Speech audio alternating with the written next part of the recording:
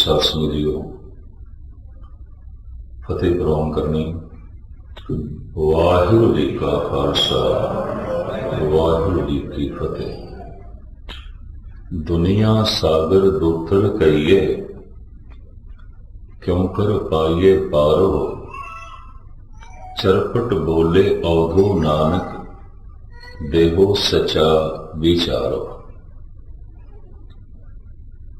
84 ਜਿਹੜੇ सिद्ध होए ने उन्हां विच गोरख तो बाद एक सिरमौर सिद्ध सी चरपटनाथ। प्राणायाम की साधना नाल इसने अपनी उम्र बहुत लंबी कर ली सी। मनुख उम्र दिन रात करके नहीं ले आया, श्वासां करके ले आया।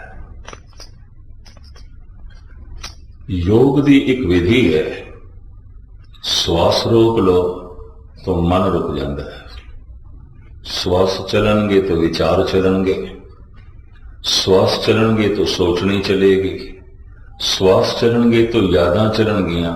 रोको श्वास नूं सब कुछ रुकेगा। गोरख दी ये साधना उंज गोरख दी एक साधना नहीं सी। त्राटक साधना का भी एक जन्मदाता है।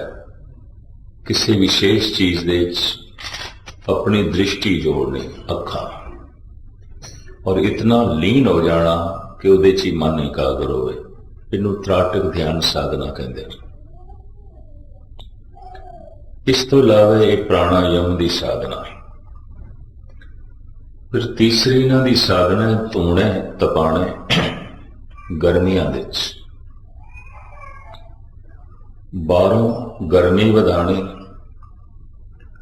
ते फिर जप दी तपश वधानी, अंदरों तपश वधानी। केड़ी? जप दी तपश। जप तप, तप तपश, अग्नि। किस दी? जप दी। बाहर अग्नि, अंदर अग्नि, और दोहां दे सुमेल तो एक परम जोत जिसनों ब्रह्म अग्न कहते हैं, योगा अग्न कहते हैं, वो पैदा होएगी। इन्हां दी अलग साधना। गोरख करीबन करीबन हर दूजे तीजे दिन नवी साधना बदलता सी। उहदे जिहड़े चेले सन उन्हां लई भी औखियाई हो जाती सी। अज ये साधना, कल ओ, परसों ओ। तो जिहड़ा खलजगन पा देवे, बहुत खिलारा पा देवे, उसनों हिंदुस्तान विच अज भी कहने ने ते गोरख धंधा है। छड्डो, ये ते गोरख धंधा है। गोरख धंधा क्यों? सवेरे कुछ और, शामी कुछ और, कल कुछ और, परसों कुछ और। उसने बहुत सारे तजर्बे किए। उन्हां तजर्बियां दे च एक ये तजर्बा, श्वासां नूं रोको, प्राणायाम। रुक जाणगे विचार, रुक जाएगी सोचनी, रुक जाणगियां यादां। इस दे नाल विचारां दे जो परेशानी है, सोचनी दे जो तनाव है, यादां दे जो बोझ है, वो लै जाएगा। दूसरा, उम्र लंबी हो जाएगी। तो एक एक योगी जब गुरु नानक नूं मिलिया सी, कोई 2000 वरियां दा, कोई 1500 वरियां दा भरतरी मिले है। ये 2 तो उच्चा हो चुका है। ये बिकमना जीत का भरा सी, राजा भरतरी, बिकमना जीत का भरा सका। तो बिकमनी सम्मत अज 2000 तो ऊपर चला गया। ये बड़ी लंबी उम्र का सी जब गुरु नानक नूं मिले ये भरतरी। और भरतरी दे पति धन गुरु नानक देव जी महाराज दे 2-3 शब्द ने आसा राग दे। सिफती रत्ता सद बैरागी जुए जन्म न हारे, कह नानक सुन भरतर जोगी खीवा अमृत धारे। सगली जोत हमारी समया नाना वर्ण अनेकन, कह नानक सुन भरतर जोगी पार ब्रह्म ले एकन। ये दूसरा शब्द। तीसरा, जलते उपजे जलते दूर, जल में जोत रहा भरपूर। सुन भरतर ऐ भरतरी सुन, सुन भरतर नानक कहे विचार, निर्मल नाम मेरा आधार। भरतरी ਨੂੰ ਸੰਬੋਧਨ ਕਰਦੇ ਆਇਆ ਇਹ ਤਿੰਨ ਸ਼ਬਦ ਨੇ ਧੰਨ ਗੁਰੂ ਨਾਨਕ ਦੇਵ ਜੀ ਦੇ ਆਸਾ ਰਾਗ ਵਿੱਚ। ਬੜੀ ਲੰਬੀ ਉਮਰ ਦਾ ਇਹ ਯੋਗੀ, ਪਤਾ ਹੈ ਗੁਰੂ ਨਾਨਕ ਨੂੰ ਕੀ ਕਹਿੰਦੇ ਸਨ? ਬਾਲਾ। तो बाला कहते ने बच्चे ना, ना वो बूढ़ा ना वो बाला, भाई वो बुढ़ा नहीं वो बच्चा है। गुरु नानक नूं बाला करके बुलांदे ने बच्चा, छोटी उम्र। वो सैकड़ियां वाले तो टप गए ने, कोई 1000 वरियां दा, कोई 1500 साल दा, लंबी उम्र। सब सिद्धि मने विचारिया, किवें दर्शन एव लेवे बाला। गुरु नानक नूं बच्चा कहंदे ने, बाला, बालक, उम्र छोटी। तो प्राणायाम दी साधना दे निपुण सी और इस पद्धति नूं फैलाण दे चरपटनाथ ने बहुत वड्डा काम किया।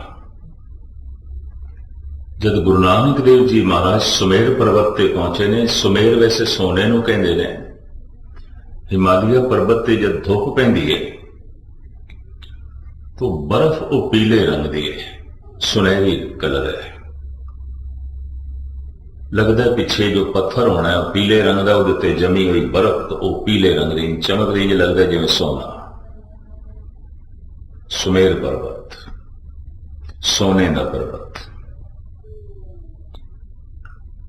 इत्थे जब पातशाह पहुंचे हैं और सिद्धां नाल जो चर्चा हुई है, तो पहला प्रश्न जो चरपटनाथ करता है, प्रश्न नहीं इंज कह लो पूछता है, गुरु नानक देव जी तो पूछता है। सवाल करना होर गल है, सवाल करना है अगले का ज्ञान वेखना है, पूछना है अपना ज्ञान वधाना है। तो सवाल नहीं पूछे, दुनिया सागर दूतर कहिए, क्यों कर पाइए पारो। चरपट बोले अवधू नानक देहो सचा विचारो। अवधू कहना अवधूत, त्यागी। ऐ अवधूत नानक जी दसो, ये सिद्ध गोष्ठ की वाणी है कि न तरे जान वाला सागर किवें तरीए, किवें अबूर करिए। इनू पार करना कठिन है। इसका मतलब सिद्ध उरार सन पार नहीं हुए, वाकई पार नहीं हुए, रिदियां सिद्धियां च रुक गए सन। और गुरु नानक आप कहते हैं, सिद्ध होवा सिद्ध लाई रिद आखा आओ, गुप्त प्रगट होए बैसा लोक राखे भाव। मत देख भूला विसरे, तेरा चित ना आवे ना। ये किहड़े झमेलियां च फस गए। तू सिद्धि ते प्रसिद्धि दोहां च रुक गए। एक आम गृहस्थी प्रसिद्धि च रुक जाता है, उसकी प्रभुता वध गई, उसकी प्रसिद्धि वध गई, तो प्रसिद्धि च फस गया। कोई सिद्धि च फस गया, कोई प्रसिद्धि च फस गया। ये चरपट पूछता है, महाराज ये न तरे जान वाला जो सागर केड़ा संसार। तो आप सारे सियाने बैठे, प्रश्न खड़ा होएगा, संसार नूं सागर क्यों कह देता है? ये है ही सागर। बड़ी तुलनात्मक गल है संसार ते सागर दी, संसार ते समुंदर दी। जो समुंदर है इंज कह लो संसार है, जो संसार है वो समुंदर है। दोनों एक मिक ने, इको कुछ ने। इसनों मैं जिस ढंग नाल बयान करता हूं ना, और चूंकि कुछ प्रकरण मेथों अधूरे रह गए सन, बयान कर रहे हैं। सागर दे पानी है, संसार दे पदार्थ ने,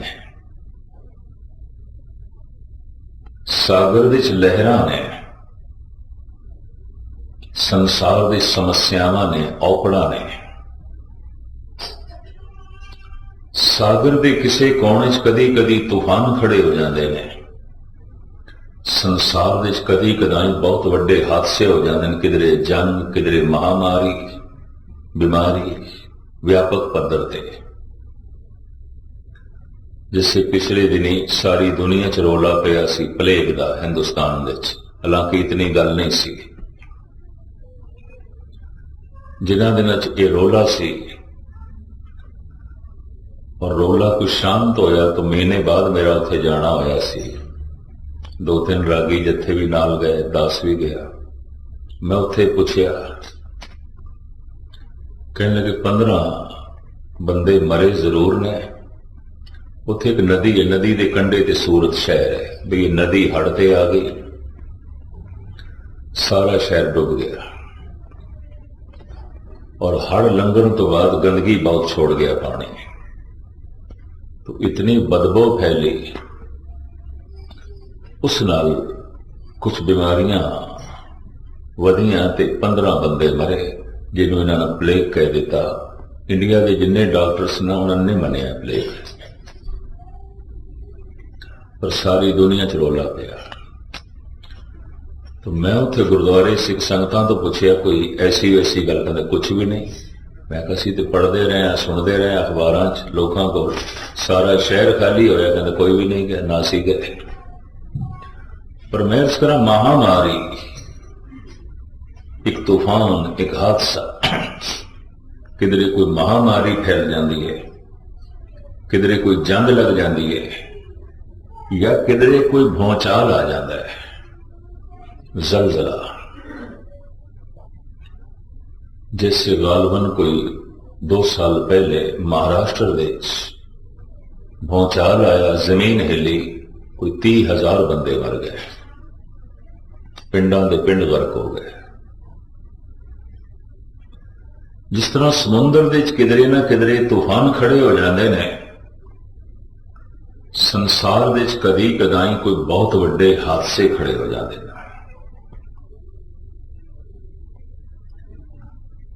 सागर दे कदी कदाई कोई इकद जहाज, इकद वड्डी बेड़ी डुब जाती है,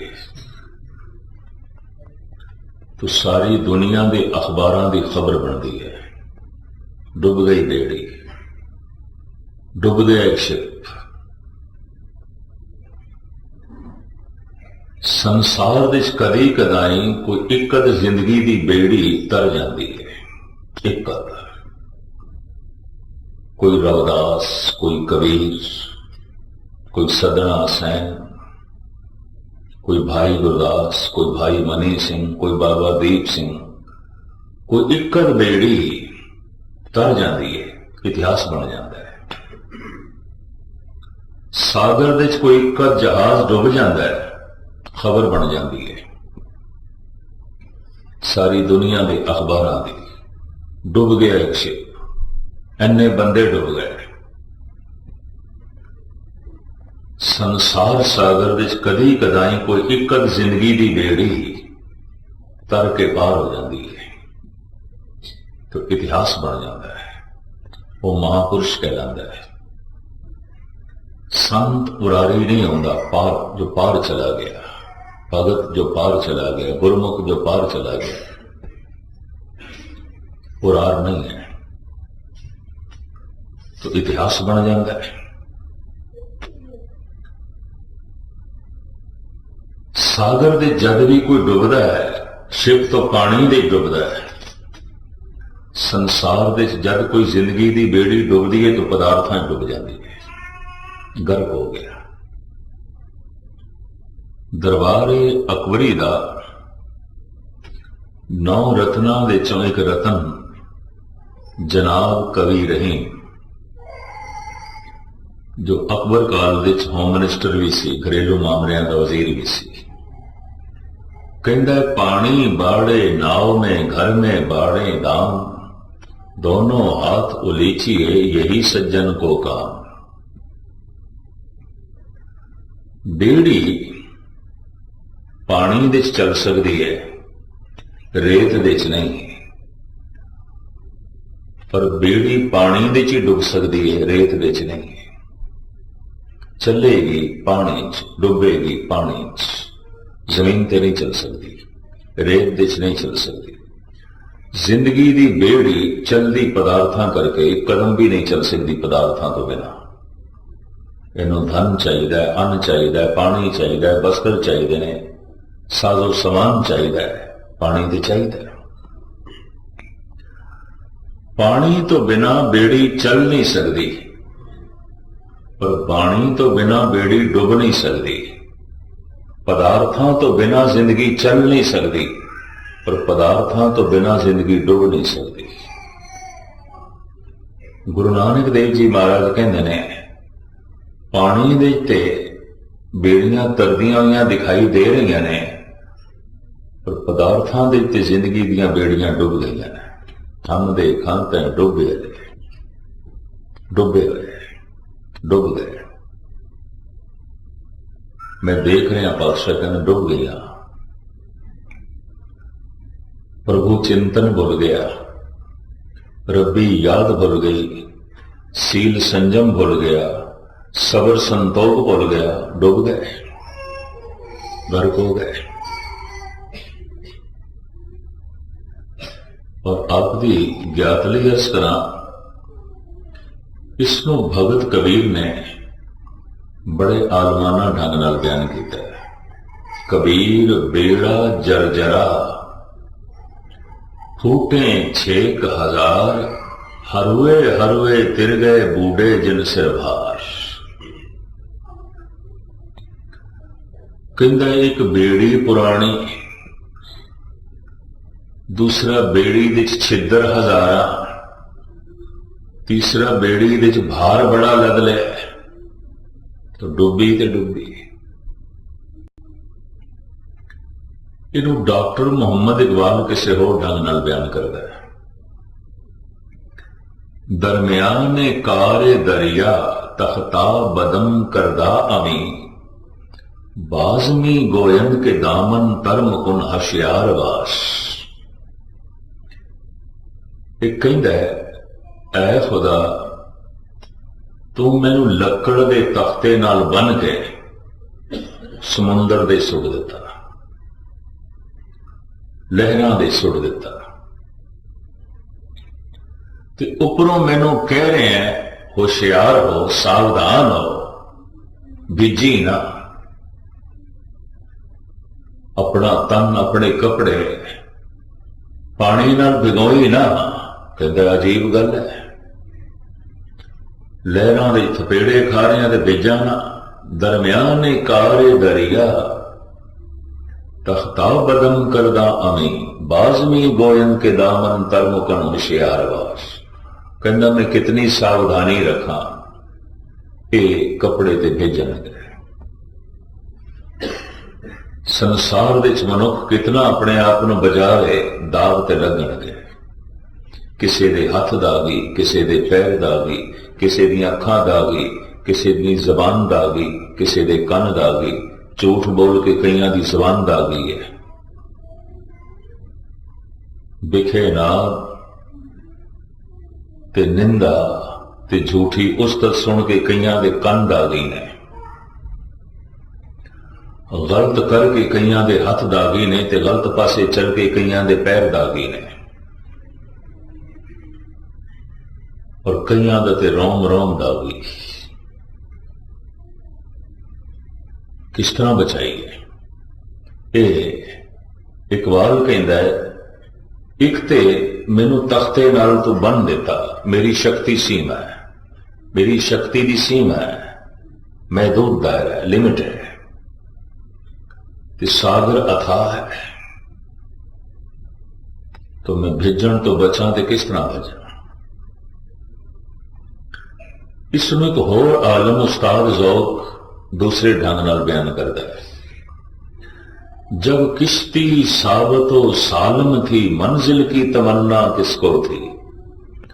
अब ऐसी शिकस्ता किश्ती पर मंजिल की तमन्ना कौन करे? जब बेड़ी नवी सी, पार जान का ख्याल नहीं आया। बेड़ी पुरानी हो गई है, टुट गई है, अज पार जाना चाहते हैं तो इस बेड़ी दे राही पार होना बड़ा औखा है। जब जवान सी ते शरीर दे ताकत सी, सथिया सी, ना उदों पाठ कीता, ना उदों भजन कीता, ना उदों सेवा की, ना उदों सिमरन कीता। और बुढ़े हो गए, बेड़ी ते पुरानी हो गई,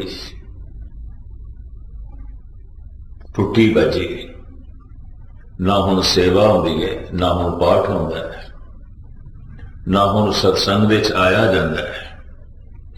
तो ये कहंदा हुण इस तरह की शिकस्ता किश्ती, इस तरह की टुटी भजी बेड़ी दे उत्ते मैं पार होवां ते किस तरह होवां। पर जब नवीं सी उदों पार जाण दा ख्याल नहीं आया। भगत कबीर हू बहु यही कुछ बयान कर रहे ने अपने श्लोकां विच। कबीर बेड़ा जर्जरा, जर्जरा कहंदे ने पुराना, बुढ़ा, जिंदगी की बेड़ी पुरानी हो गई, शरीर बुढ़ा हो गया। कबीर बेड़ा जर्जरा, फूटे 6000। इस पुरानी बेड़ी विच छिद्र हजारां, छिद्र औगण।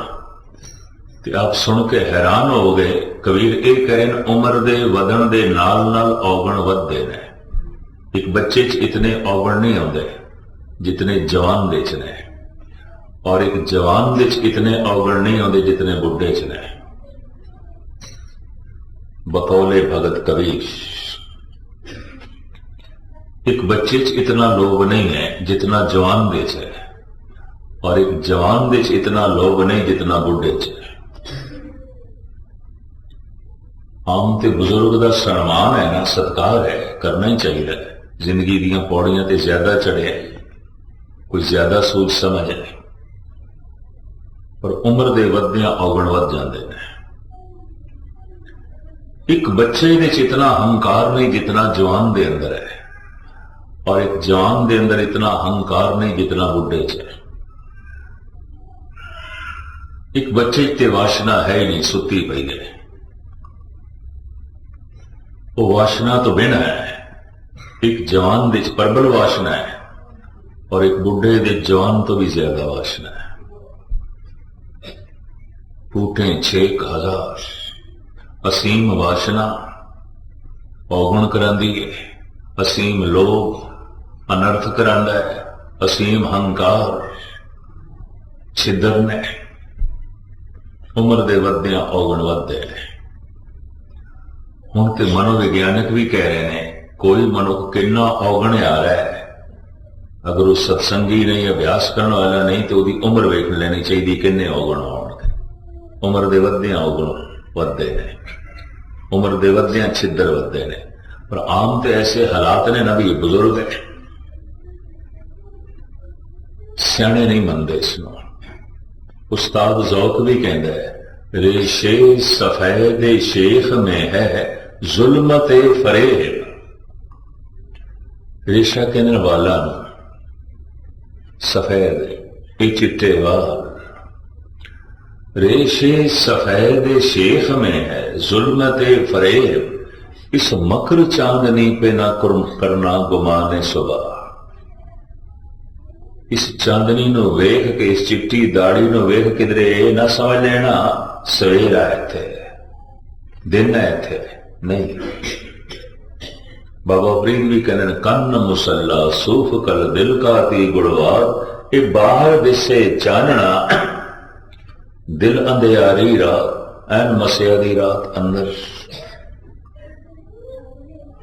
तो कबीर कहते ने एक बेड़ी पुरानी, एक छिद्र हजारा, एक भार बड़ा लग रहा है। जिम्मेवारियां बहुत चुक लिया। उम्र दे वधियां जिम्मेवारियां बहुतियां नहीं चुकनियां चाहिए, घटानियां चाहिए। और आम बंदे इस तरह ही करते हैं, उम्र वधदी जा रही है, जिम्मेवारियां वधाई जाते हैं, बोझ वधाई जाते हैं, भार वधाई जाते हैं। एक दरख्त दे नाल जैसे जैसे फल पकदा है ना, वो दरख्त नूं छोड़दा है, ते जब पूरा पक जाए तो दरख्त नालों टुट जाता है, आपे टुट जाता है। ठीक है, इस दरख्त तो जितना रस लेना सी ले लिया। इस जगत, इस दरख्त नाल जितना संबंध जोड़ना सी जोड़ लिया, टुट गया। फल जैसे जैसे पकदा है दरख्त नूं छोड़दा है और पूरा पक जाता है, टुट जाता है। पर एक मनुख जैसे जैसे पकदा है संसार नूं बहुत गहराई नाल पकड़दा है, जोर नाल पकड़दा है, किधरे टुट ना जावा। भरतरी बुढ़ा हो गया सी, बिरद, उम्र बहुत लंबी की थी और ज़ईफ बिरद हो गया शरीर।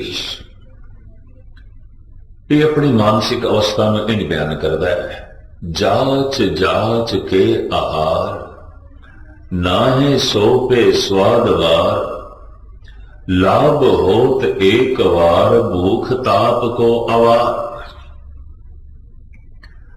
कहता जद मैनू भुख लगती है तो मैं घर घर तो मंग के मदोकड़ी लियाना, जोगी मंग के लिया देना। जाच जाच के आहार नाहे सोपे स्वादवार, वो लोकी जिहड़ी मैनू मदोखड़ी देंदे ने कोई स्वादी नहीं होंदी, बचिया कुचिया भोजन मैनू दे देंदे, मेरे खप्पर विच पा देंदे ने। जाच जाच के आहार नाहे सोपे स्वादवार, लाभ होत एक वार भूख ताप को अवार। ते मैं 8 पैरां दे विच एक वक्त खाना, क्योंकि गोरख दा यह हुक्म है जोगी एक टाइम खावे। दिन जो ढलदा ना दोपहर तो बाद जे 3-4 बजे का वक्त होंगे, जोगी उदों खांदे ने, ना सवेरे कोई नाश्ता ना रात का कोई भोजन, उस टाइम खाते हैं। तो कहता मैं छकदा एक टाइम आ। इस तरह मैं अपने भुख की ताप नूं मिटाने की कोशिश करदा। दूसरी पंक्ति, भूम सैन पे बनो न साक सैन को गिनो, शरीर मात्र पोख नो न जोबनो सुपेदवार। साधना रात नूं करदे आ, जे किधरे नींद तंग करे ते गोरख ने कहा जमीन ते सो जाओ, ना थल्ले कुछ बिछाओ ना ऊपर कुछ लो, तो नंगी जमीन ते सो जाने और ऊपर भी कुछ नहीं लेंदे, और सौंदे उदों जद अत दी नींद घेर लेंदी है। भूम सैन पे बनो न साक सैन को गिनो। गोरख का यह हुक्म है किसी साक संबंधी नाल गल भी नहीं करनी, किसी रिश्तेदार दे नेड़े नहीं जाना, किसी रिश्तेदार नूं नेड़े आण नहीं देना, संबंध जोड़ने ही नहीं। भूम सैन पे बनो न साक सैन को गिनो, शरीर मात्र पोख नो न जोबनो सुपेदवार।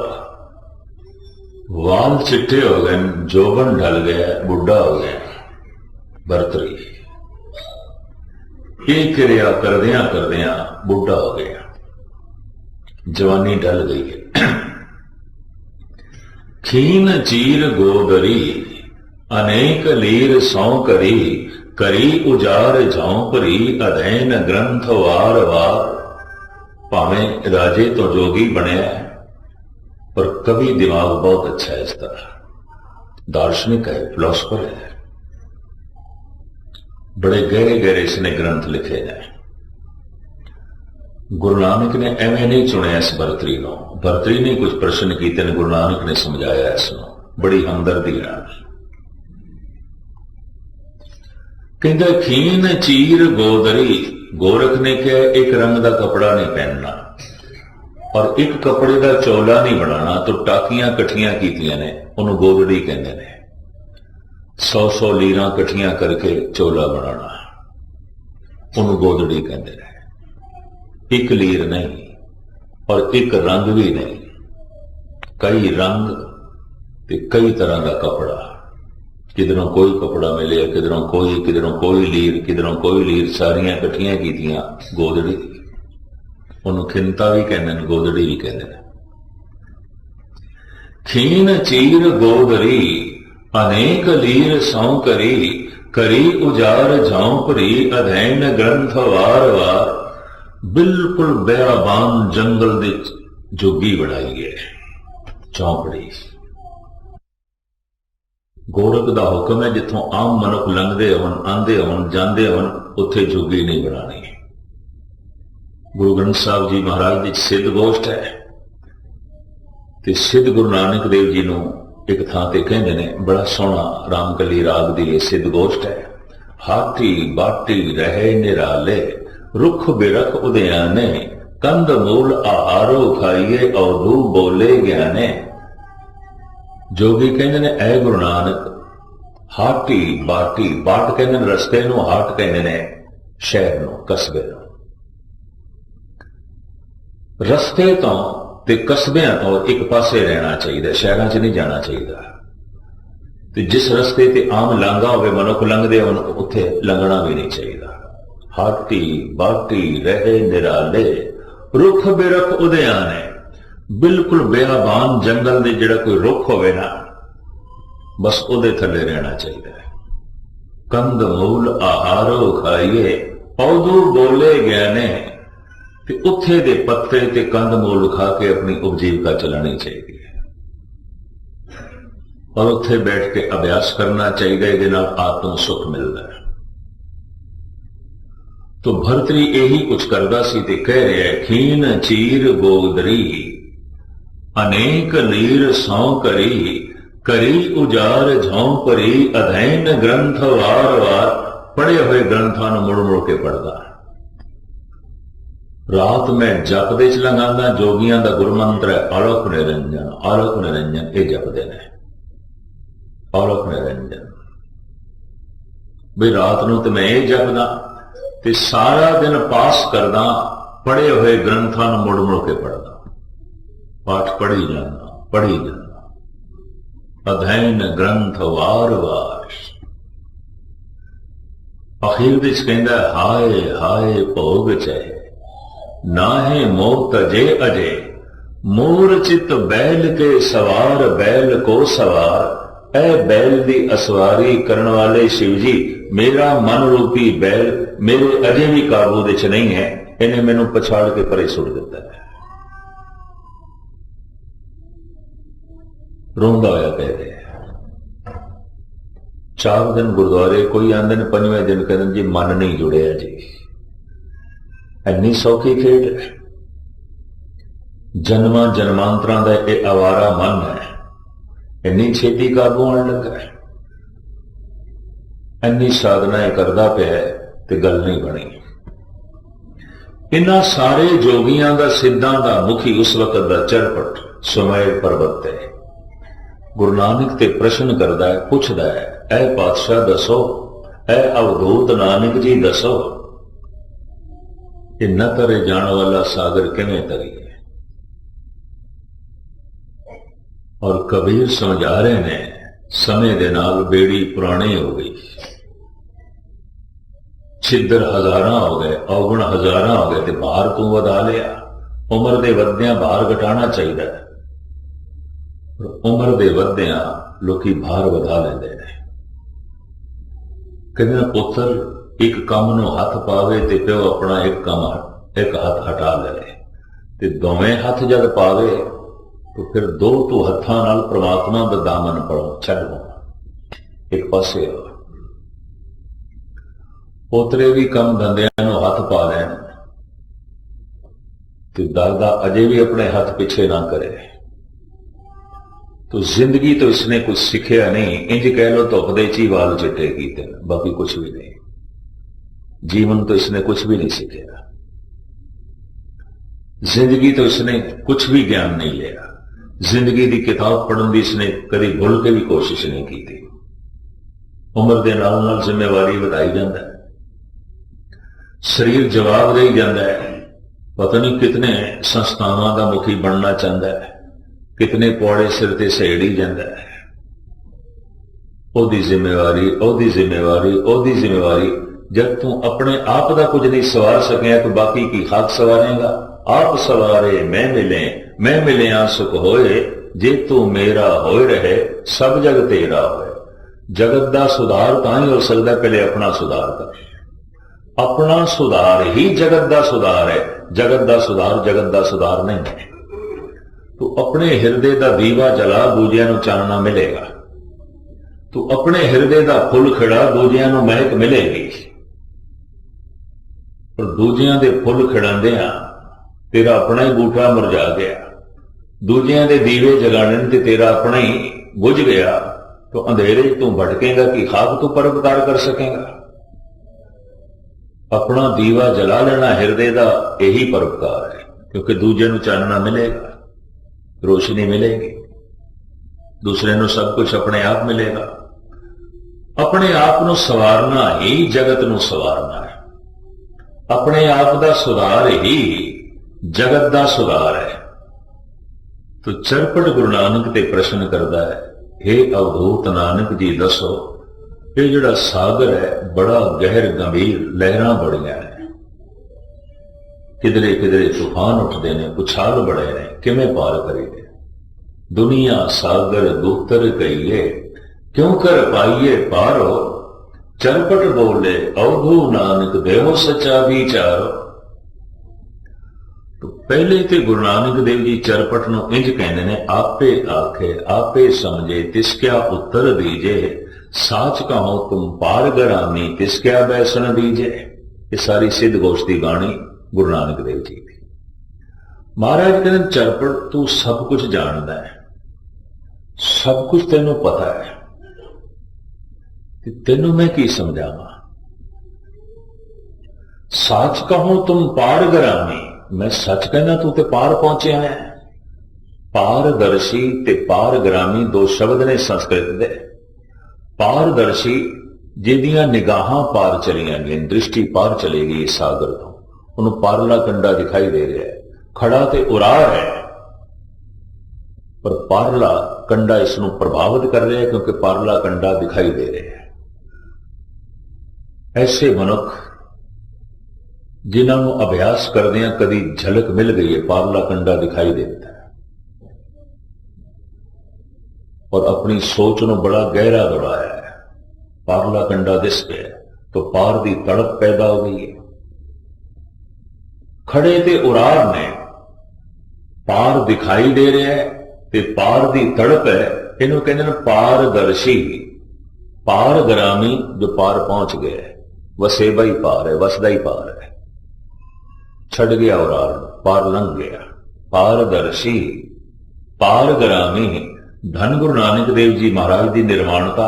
आप कहते चरपट तू ते पारग्रामी है, तू ते पार पहुंचे हुए हैं। साच कहो तुम पारग्रामी तिसक्या बैसन दीजे, तेनों मैं की उत्तर दिया, तेनों मैं की समझावा, तू ते पार पहुंचे हुए पुरुष है। हुण पता है ये चरपट की कहता है, सुन स्वामी अरदास हमारी पूछो साच विचारो, रोस न कीजे उत्तर दीजे क्यों पाइए हर द्वारो। साडी ये जोड़ड़ी है, बेनती है, असी पारग्रामी नहीं, उरार खड़े हैं, पारदर्शी जरूर आ, पार जान दी प्यास है, पार जान दी तड़प है, ते पार दी झलक भी है। खड़े उरार, पार नहीं पहुंचे, कबूल किया है। ते गुरु नानक नूं हाथ जोड़ के कहने ने, सुन स्वामी अरदास हमारी पूछो साच विचारो, रोस न कीजे उत्तर दीजे क्यों पाइए हर द्वारो। तुसी रोस ना करो, नाराज ना हो, असी पारग्रामी नहीं हाँ, सानू समझाओ, उत्तर देव। किवें हरि दा द्वार प्राप्त होवे, किवें पारला कंडा प्राप्त होवे, किवें असी पार जा सकीए। सुमेर दे जोगियां नूं जिस ढंग दे नाल गुरु नानक ने समझाया है और जेड़ियां बारीकियां पेश कीतियां ने, मैं कल शाम के समय थोड़े सामने रखने की निभाने कोशिश करांगा, क्योंकि हुण मैं एक 5वीं थां ते थोड़ी हाजरी भर रहा। तो मैं रस्ते च कहता आ रहा सी ज्ञानी गुरुदेव से, उन्होंने मैं कहा घोड़ा ते जवाब दे गया, जिहड़ा असवार है वह उत्साह है, कोई गल नहीं, चलते हैं। पर घोड़ा कहता नहीं चलना, मैं थक गया। तो हुक्म न मनदे आया इस वक्त इतनी हाजिरी प्रवान कर लेनी। गुरु नानक जिस ढंग नाल समझाते ने किवें पार जाइए, किवें पहुंचीए, है चरपट किवें पार जाईदा है। और हाथ जोड़ के उन्होंने मन लिया असी पारदर्शी हाँ, पारग्रामी नहीं। सत्संगी जो थोड़ा बहुत अभ्यास करता है पारदर्शी हो ही जाता है। माड़ी मोटी उसनों झलक भी मिल जाती है, थोड़ा बहुत उसनों किधरे रस भी आ जाता है, तो पार जान की प्यास पैदा हो जाती है। जाना है इस दुख सुख की जिंदगी तो ऊपर उठना है, इस समस्याओं की जिंदगी तो ऊपर उठना है, इस तूफान तो पार जाना है। सागर दे च रोज उतार चढ़ा है, रोज ही उतार चढ़ा जिंदगी दे च। सवेरे हसदा पे शामी रो रहे, शामी हस रहे सवेरे रो रहे। कदी इज्जत कदी बेइज्जती, कदी नफा कदी नुकसान, कदी उतार कदी चढ़ाव। सागर रोज उतरता है, रोज चढ़ता है। ज्वार भाटा इसनों कहते हैं, कदी ज्वार कदी भाटा, ये चलता रहता है। तो किवें इस ज्वार भाटा जो सागर विच है, तूफान है, लहरां है, पार किवें जाएगी, किवें पहुंचीए। जगत दे अवतारी पुरुष कलयुग दे उधारक धन गुरु नानक देव जी महाराज जिस ढंग नाल समझाते हैं, मैं कल तशरी आप जी के सामने करने की कोशिश करांगा। और सतगुरु रहमत करन के बाबे दे ओ बोल साडे हिरदे च वसन, असी भी अपनी जिंदगी की बेड़ी नूं पारले कंडे ते ला सकीए। जिवें योगियां नूं उपदेश कीता और योगियां दे बहुते पार होए, इस तरह असी भी पार जा सकीए इस संसार सागर तो। धन गुरु नानक देव जी महाराज के अगमी बोलों तो आपां कल कुछ विचार करके सीखांगे। इत्थे ही समाप्ति। सारियां दा हार्दिक तौर पर धन्यवाद। इत्थों के गुणी जनां दा भी हार्दिक तौर पर धन्यवाद। भुल चुक दी क्षमा। वाहिगुरू जी का खालसा, वाहिगुरू जी की